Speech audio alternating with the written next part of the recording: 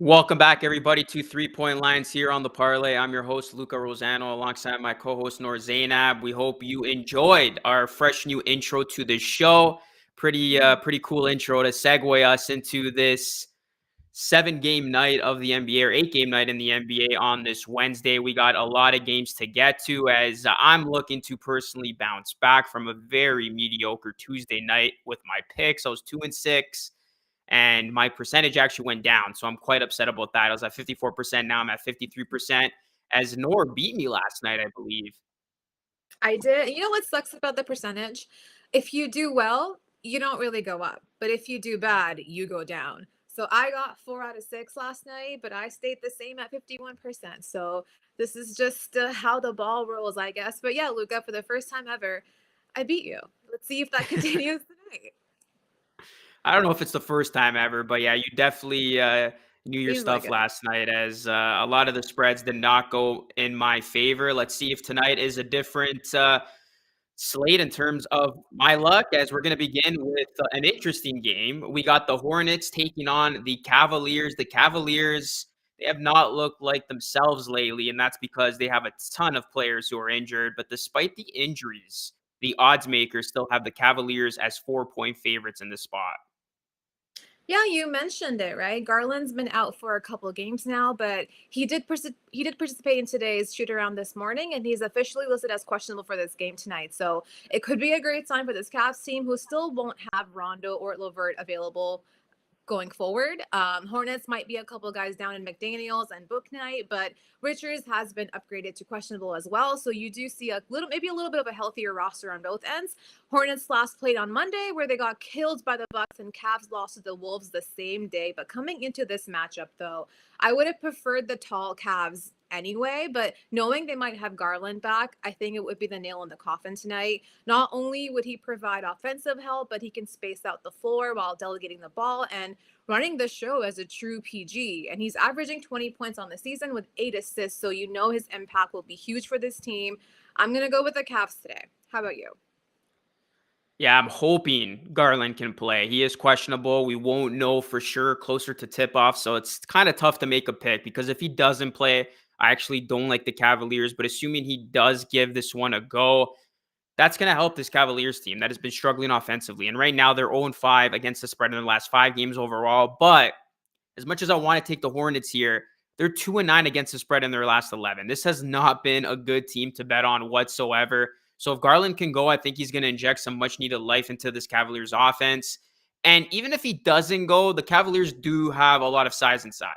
And who's going to stop that size inside? They're not going to have too many answers. Obviously, they got Harrell at the deadline. He's been big for them. But I think this is a game where Mobley can look like, a rookie of the year candidate or front runner leader, if you will, along with Jared Allen as well. So I agree with you, Nora, to begin this show. I like Cleveland -4. All right, you heard it here first. We've got another game tonight with the Pacers taking on the Magic, where it's a money line score since the Pacers are favored by -1. Any thoughts on this one? Yeah, another, as I like to, you coined this term, basement dwelling game. This is another one of those games as you never know what could happen. Honestly, flip a coin if it's around. That's probably going to be better than whatever we tell you. But for this one, I will be going with the Pacers. The Magic. The Pacers are 1-4 against the spread in their last 5 road games and 3-8 against the spread in their last 11 games overall. So that is why I'm siding with the Magic here. And I'm not confident with the Magic whatsoever. This is one of those picks where I'm picking the team who I just think is going to show up in this spot. I mean, they haven't been good, especially at home. But you look at the Pacers, they're not playing good at all. I mean, they've lost 10 of their last 13 overall, and they've lost their road games by an average of 5.7 points. And their last 2 games have been awful to watch. So I'm actually going to go with the Magic, who come into this game on a bit of a win streak too. So yeah, give me the Magic. I'll take the bucket with them as the Pacers are actually the slight favorites here. So yeah, give me Orlando. Let's see if they could get it done. All right, let's find out who's right tomorrow because I'm actually going to ride with the Pacers here. But before that, this is like the sixth time these two have been meeting this year. This is like you get this team constantly. It's like every night is another Pacers and Magic game happening. But despite getting killed in the last one, Indiana is still favored by 1 point here. Pacers have Duarte and Lance Stevenson listed as questionable, while Hornets have Wagner ruled out and Cole Anthony probable. But none of that really means anything in this matchup, as you mentioned. In between the wins and losses, Pacers are the better team, even if it's like you're comparing different shades of white in this kind of scenario. And I want to chalk up their loss on Monday to the Hornets to the exhausting win they got over Boston the night before. And I think that's kind of where all the eyes were going to be that weekend anyway. And they kind of pick and chose which team they were going to really go out against. And I think just because of that, they bounced back from the L on Monday after having rest on their side. And hopefully, just because of that, they can beat this Magic team and get back for their last L. Okay, sticking with the theme of teams seeing each other again in a short period of Mm. time. The next game here, we got the Knicks taking on the Sixers.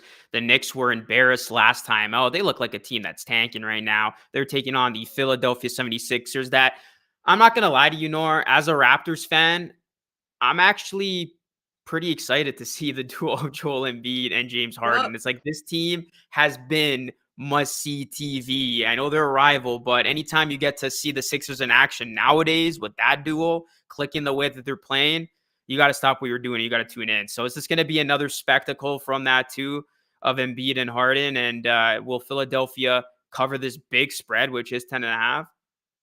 Daryl Morey knew what he was doing. Not only are they a fun team on the court, but look at them off the court. Like, what kind of locker room is that?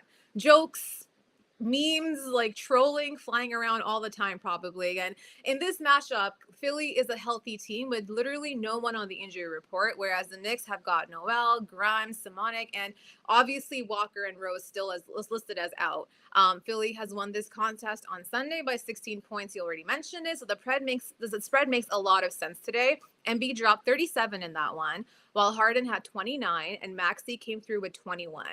And you kind of mentioned it, right? The duo of Embiid and Harden is already proving to be a force. And who would have thought that taking a dominating center and giving him a lethal three-pointer who would just make the best kind of spacing possible for each game. And this allows them to get the best shot. And if the other team wants to double both of them, it leaves three other guys wide open. And that's where you get Maxey, who comes up with 21 points. And I don't think it'll be any easier for the Knicks tonight, even with Barrett, Fournier, and quickly trying their hardest. And most importantly, they're going to have no answer for Embiid, just like the rest of the league. So I think this is a big spread tonight for sure. And Philly should win this regardless, but they should also win this by more than 11 points. How about you?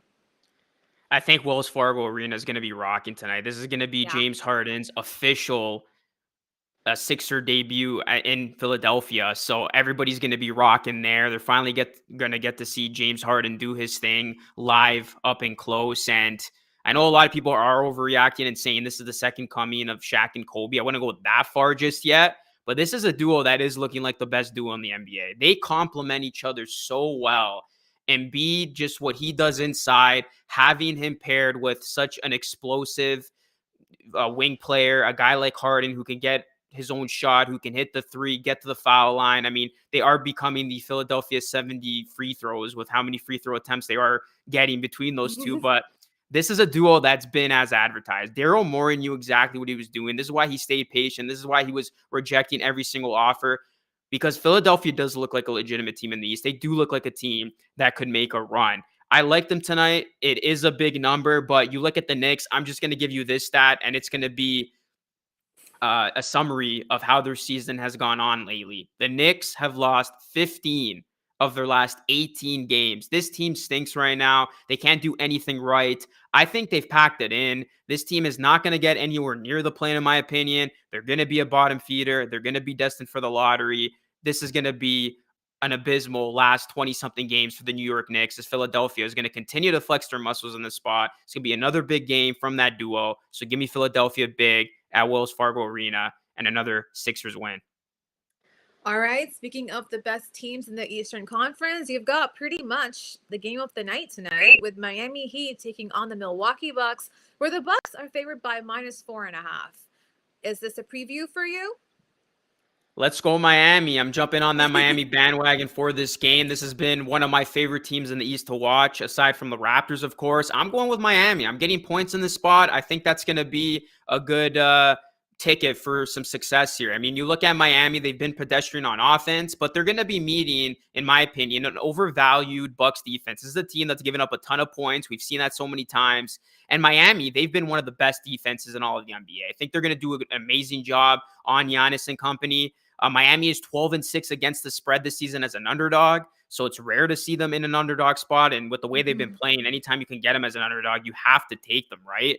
They're also 12-5 against the spread against teams with a winning percentage of 59% or better. And the Bucks are exactly at 59%. And the one thing is going to be Kyle Lowry. He's not going to be playing in this game, and the Heat are just 7-6-1 against the spread. But even without Lowry, we have seen it so many times. The Heat next man up mentality, they can get it done. They're going to be motivated for this one. People still talk about how they got embarrassed in round one against the Bucks. This is Miami's opportunity to come through in another statement type performance. They have one already this week to their name when they smoked the Bulls. They can do it again by beating a Bucks team that is still many people's favorites to come out of the East. So I like Miami in the spot. I know. I was also surprised. I was like, how do you have Miami listed as the underdogs here when they just beat Debo and handed him the worst L without Kyle Lowry present? And you mentioned it. There's no Kyle Lowry for this one, no Markieff Morris either, but that should be no problem for the Heat, who did give Debo a pretty bad L without Kyle Lowry available in that matchup either. And this is a very deep team with lots of depth and a great coach who knows exactly when and how to adjust. And Bucks are one of the scariest teams. Like I still, you know, don't I can't count them out. I still think that they are going to make a push whenever they do. And this is a situation where I think that they still every now and then do keep their foot off the gas pedal. But in this situation right here, I think that Miami will take advantage if their foot is off the gas pedal, because Miami is that team that will go out and win. And this has pretty much been the narrative for the Bucks all January since until now. I want to say where they do come out and they get those wins, but then they also have those disappointing losses where you're like, how is this the same team that's just won the championship last year? But I think he will use this opportunity to make a statement game tonight, and it should be pretty close. And it honestly, I still think it could go either way, just because you are still missing Kyle Lowry on that team. And you mentioned it; they do have a next man up mentality, but Kyle Lowry is Kyle Lowry, and he is the IQ that you need in terms of having to go up against teams like the Bucks and Giannis and Budenholzer and everybody like that. But in this scenario right now, I think you got to ride with the Heat. The Heat have been on fire, and how they handed the Bulls that loss without Lowry says a lot, I think. So they should be pretty poised to at least make it a game here tonight.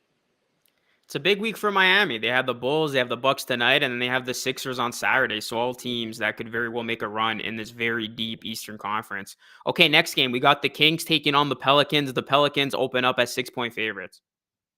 Since the All-Star break, the Pelicans have won both of their games, and one came against the Suns while the other came against the Lakers, where they handed Lakers a very big blowout loss. And McCollum and JV have been a fun pairing where JV can dominate the floor and McCollum can pretty much just ride the perimeter, and he creates spacing and opportunities that way, which is very much like a James Harden and Embiid duo happening, but just obviously of less MVP kind of caliber at this point. They have covered the spread in the last five of their 7 games, and they have come against losing teams too. Whereas the Kings are definitely making some noise here and there, or they're trying to. But this is the one where I think the trade should come through for the Pelicans and show how important it really was to bring McCollum into this lineup next to JV. So I'm gonna go with the Pelicans. What about you? I agree. I am not intimidated by this minus 6-point spread. The Pelicans are 6-4 in their last 10, and they've been one of the top teams on both ends of the floor in their last 10 games. They're actually fifth in offensive rating and eighth in net rating. And you mentioned the pairing of JV and McCollum. How about CJ McCollum? He is finding new life with this Pelicans team. Pelicans look pretty good. They look like a team that if they can get into the play-in, they could maybe make some noise. This is a team that's gelling at the right time, whereas the Kings just 2-3 against the spread in the last 5 games, and they're 1-4 straight up over the last 5. I feel like Sacramento's never going to be good again. Like, this is a team that hasn't made the playoffs since when? 2003, I think it was. Like, this is a team that they make the trade for Sabonis. They look decent out of the gate, and now they're just falling back to their old ways. So yeah, I think it's going to be a rough spot for Sacramento. And the worst part about the Kings is they struggle against their own conference. They struggle against Western Conference teams. So yeah, I'm going to go with the Pelicans. They have looked really good at coming out of the All-Star break, and I think they're going to get another win. If this is the time to make a push in the Western Conference, you got to do it now. This is the most parity there's ever been, especially in that conference where you have, the Lakers and Warriors just riddling out everybody. But let's stick to the same league. We've got the Utah Jazz taking on the Rockets tonight. Big spread here where the Jazz are favored by -14. Where are you going to go with this one, Luca? I'm interested to see. Before I give you that, I want to correct myself. 2006, last time the Kings made the playoffs, so I don't want to be too harsh on them. Still a very long time. Sorry, I'll As keep far it as this research. game, I'm gonna go with the Jazz. It's a big number. It's 2 touchdowns, -14. The Jazz have been on a roll lately. They've won 8 of their last 9 games, and they have turned things around with Donovan Mitchell. And as much as the Rockets can show up in these spots, I think they're a team that has completely packed it in. They have lost 10 straight games, and they're 0-9 in the second game of a back-to-back. This was actually the reason why I ended up taking this Jazz pick. So they're 0-9 in the second night of a back-to-back, and they've been outscored in those scenarios by 16.9 points per game. So I think the Jazz, even though they're on the road, they will find a way to keep it rolling here against the Rockets. So I will lay that big number with Utah. Yeah, I was kind of going back and forth a little bit just because we already know Jazz are going to win this. It's just, are they going to win by 15 points? And you mentioned it. They're coming off wins over the Mavericks and the Suns, while the Rockets have lost 2 in a row to the Clippers. And Jazz have the rest advantage here because of that too, since their last game was on Sunday and the Clippers beat down for the Rockets happened literally last night. And Houston's also 0-9 in the second game of a back-to-back situation, and they've been outscored by more than 17 points in each of those scenarios. And with Mitchell back, Utah has gained traction once again with 8 wins in their last 9 games, as you mentioned, and the Rockets have lost 10 straight entering into this one. So we know that Utah is gonna win this. They're gonna come out and they're gonna get the win, but it's just, are they gonna win by more than 14? And to that question, their last matchup was on Valentine's Day, and they beat the Rockets by 34 points. So I think it might be an easier beating tonight, but it doesn't mean that they're not going to be able to fully beat them by 15 points. They've done it before, and because they've got the 3 days of rest on their side plus Mitchell back, should be no problem. Give me the Jazz. All right, next game we got the Thunder taking on the Nuggets. Another big spread here, 14.5 in favor of Denver. It's so weird to see a big spread and having OKC as the underdog and you don't go with them. It's so strange because I actually had to sit there for a sec too and be like, am I sure? Am I going to go against the pattern here? And I am. OKC injury report is just not nice right now. You pretty much just have Shea out there. Robbie has been contributing in everyone else's absence, but tonight you're going to have to go up against the reigning MVP champion, which is Nikola Jokic. And how do you stop that when you have half your roster on the injury report? OKC are kings at covering the spread, but I'm having a hard time with this one. I know Nuggets will win. There's no way they won't, but will they also win this one by 15? And the fact that they haven't since Sunday and they did beat the Blazers by 32, while OKC lost to the Suns by 20 points. I feel like we can go with the Nuggets here. I am a little bit skeptical about this because it is a big number and OKC is so good at coming back. But I think tonight will be a tough task with their injury report and going up against someone like Jokic. How about you? Yeah, I'm going to disagree with you only because I Oh, think the damn. spread is way too big. And the Nuggets are 1-3 against the spread this season as double-digit favorites, while the Thunder, they're actually really good in this spot. They're 13-6 against the spread as a double-digit underdog. I know they haven't looked good lately, but I'm still going to ride with the numbers here. And Denver, they've been playing really well. They're 8-2 over the last 10. You talk about a dark horse that can make a run. There was a report that came out that Murray and Porter Jr. are on their way back. So if this Nuggets team could get healthy right before the playoffs, I would not want to play them in a best of 7 playoff series. Yeah, I'm gonna stick with the Thunder on this one. I think this is good value taking them plus the points here, and I know their offense and defense has been very shaky, but I'm hoping with the presence of Shea, that's enough to spark some sort of offensive firepower that the Thunder can at least keep this game close. So yeah, give me OKC. Honestly, I think if you win this one, I'm just gonna take your picks from now on. I was so focused on OKC too, but I was just like, really, the injury report? You've just got Shea out there against Jokic. But you're right, they really could still make it a game or at least cover that spread. But we've got the last game of the night in the Western Conference with the Blazers taking on the Suns with another big spread. The Suns are favored by minus 13 and a half. Are you gonna believe in them? Yeah, this time I'm laying the points with Phoenix. They've lost 2 in a row. They're coming into this game in uncharted territory, but I really like that they're getting Cameron Payne back. I feel like having him out there is going to allow Booker to play more back into his off the ball role, and it's going to increase his pace of play and his offensive production. And you look at the Suns, they still are a tie for the most home wins in the league with 26, while the Blazers, they have not been good since the All-Star break. They're 9 and 18 overall on the road.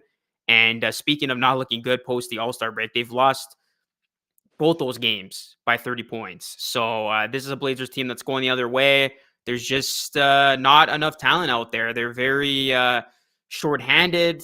They're obviously playing for next season and beyond. And the Suns just have so many advantages at almost every single position. So it's a big number. But give me the Suns to bounce back here at home, minus 13 and a half.